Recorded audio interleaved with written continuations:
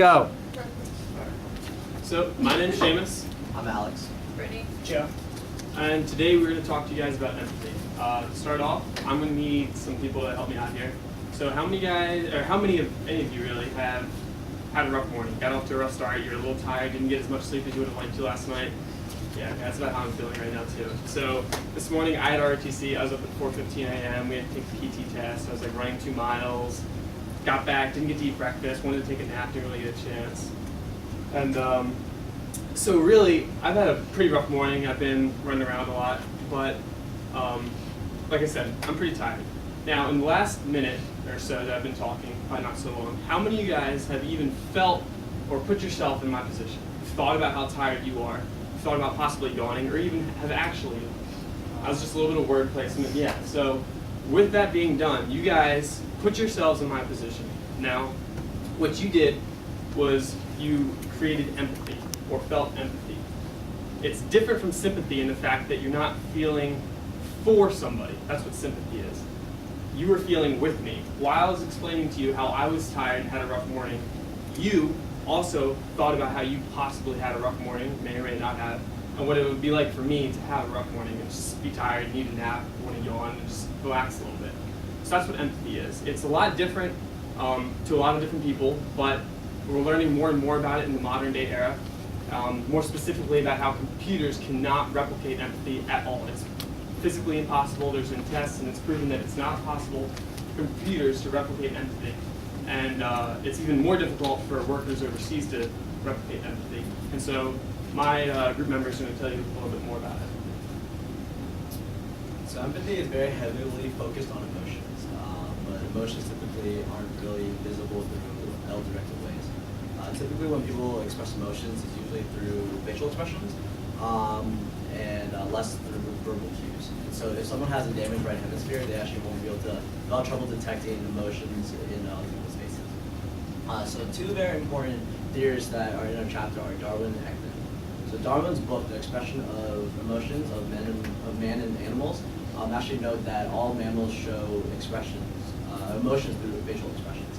And Ekman, on the other hand, actually went to Argentina, Japan, Brazil, and Chile, and he actually did these experiments where he showed the natives different photos of people with different facial expressions, and he found that Asians and South Americans are actually more, they actually see faces more closely to Americans. So then he ended up then going to New Guinea, where their society wasn't really tainted with social media, and he did the exact same experiment. And he actually saw that they actually face very similarly to how all his past subjects have red faces. And so sympathy,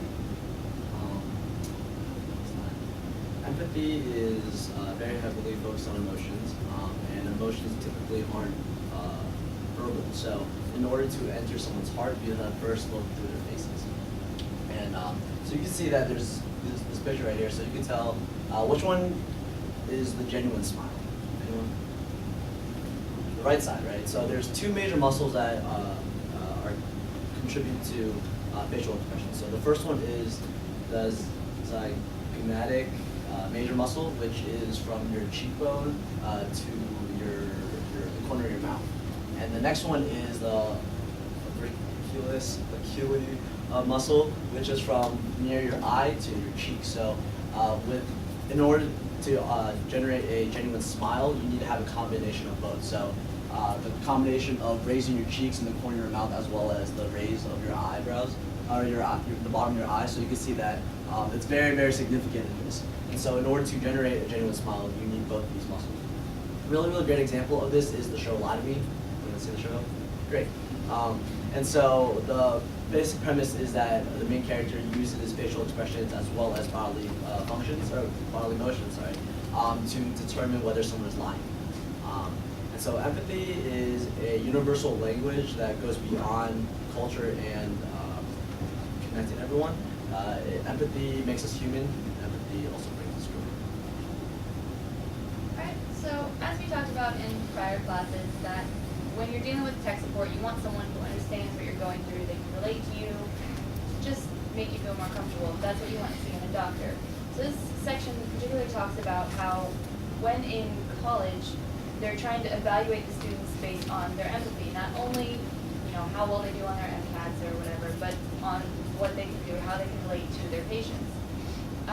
For example, there was an anthrax scare that happened with the Postal Service, and there were 2 postal workers who went into different doctors in different areas. One of them went in for like a checkup and said he wasn't feeling well, there was an anthrax scare at work. The doctor was like, well, let me go check with the professionals, or more of the, for specifically anthrax, so infectious disease. They said that it wasn't much of a scare, not to worry about it, to send him on his own. They gave him Tylenol, he went home, he died, unfortunately.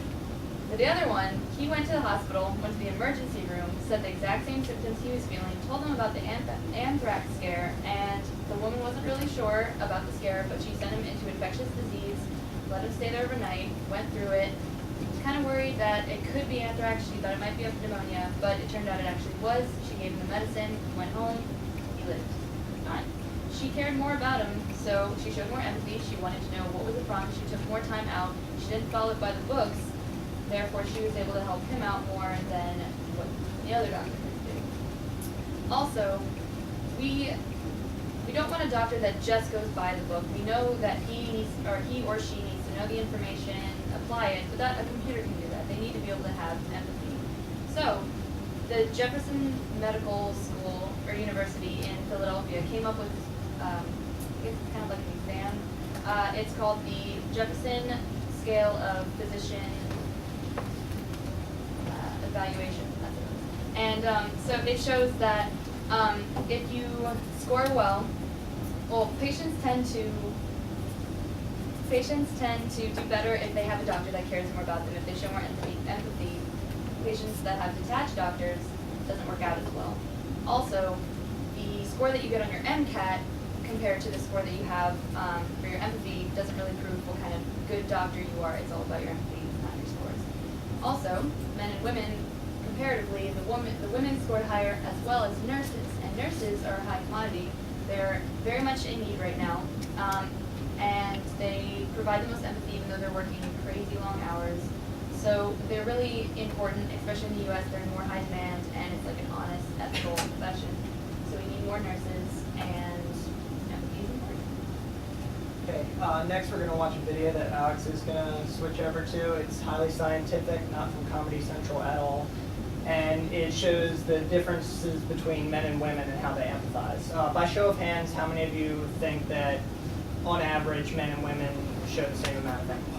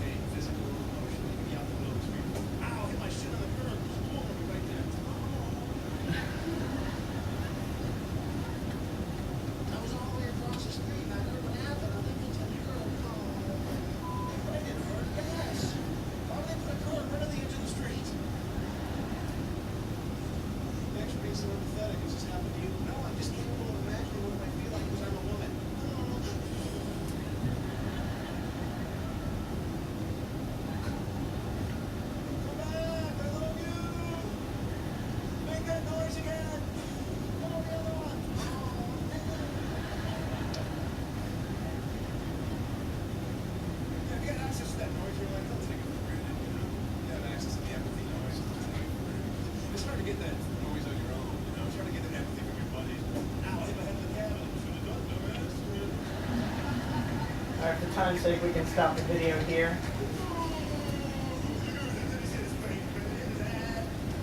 As I was asking beforehand, by show of hands, how many of you think that men and women on average show the same amount of empathy? Anyone? Alright, well, you're correct. In the chapter that we read in pink, he says that there are studies that show that girls, even as early as the age of 3 years old, show that they can recognize emotions from facial features much better than boys at the same age. And that continues on. And women tend to be more, their brains tend to be wired more towards empathy, whereas men's brains are more wired towards systems design and understanding. So with all that being said, just try and take some time to think about how often you put yourself in someone else's shoes and realize how often you're using it.